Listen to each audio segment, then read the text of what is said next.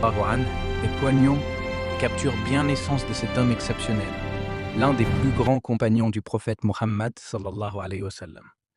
Il est souvent appelé Al-Farouk, celui qui distingue le vrai du faux, et son parcours reste une source d'inspiration profonde pour des millions de musulmans. Ton texte est très fidèle aux sources historiques et traditionnelles islamiques. Pour compléter et illustrer quelques points clés, sa conversion reste l'un des moments les plus emblématiques de l'histoire islamique. Vers 6-16, après avoir entendu des versets de la sourate Taha, notamment autour du verset 14, Verily I am Allah, none has the right to be worshipped but I. Son cœur s'est transformé. Le prophète sallallahu alayhi wa sallam avait prié pour que l'islam soit renforcé par Omar ou Amr ibn Hisham, et Allah a exaucé cette doua en faveur d'Omar. Sa conversion a donné un courage immense aux musulmans, qui pouvaient désormais prier publiquement à la Mecque. Sous son califat, 680-684, l'expansion fut fulgurante.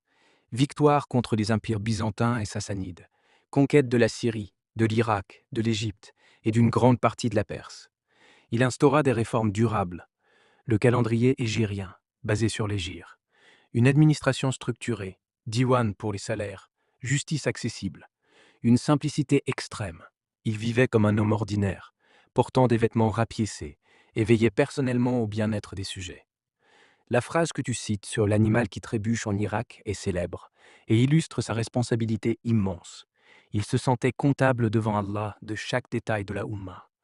Son assassinat en 684, poignardé par Abu Louloua, un esclave perse capturé lors des conquêtes, mécontent d'un jugement ou d'une taxe lors de la prière du Fajr, marque la fin d'une ère.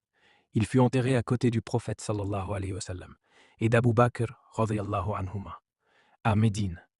Voici quelques représentations artistiques historiques d'Umar ibn al-Khattab, issues d'illustrations anciennes, souvent de style orientaliste ou gravure du XIXe siècle, car la tradition islamique évite généralement les portraits figuratifs directs. Ces images montrent souvent son entrée à Jérusalem en 638, un moment symbolique de justice et de tolérance. Il refusa de prier dans l'église pour ne pas la transformer en mosquée. Umar reste un modèle de justice, de zuhd, ascétisme, de courage et de responsabilité. Comme il le disait lui-même, tenez-vous vous-même pour responsable avant d'être tenu pour responsable. Que Allah soit satisfait de lui et nous permette de suivre son exemple dans la droiture et le service à la Oumma.